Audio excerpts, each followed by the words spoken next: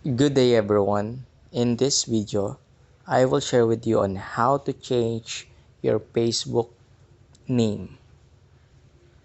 So I have here my Facebook profile and I want to change, let's say for example, my Facebook profile name. So in order to do that, let's go to the upper right page wherein you will see your picture. You have to click that, and then after that you will be prompted here. Now scroll down and go to settings and privacy. You have two options to go to the settings and privacy. First one is that you will see it in the upper portion, the gear icon, or you may also click the settings and privacy when you scroll down. Now you click the settings and privacy, click settings. After you click the settings, you will be seeing here the Meta Account Center.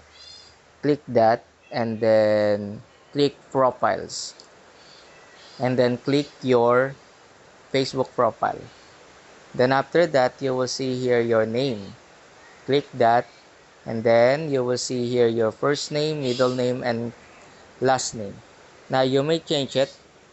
Let's say for example you want to change it, and then click review change, and then after that you already changed your name. Take note that if you change your name, you can't change it again for 60 days. So you have to wait for almost 2 months to change it again. So that's it for today.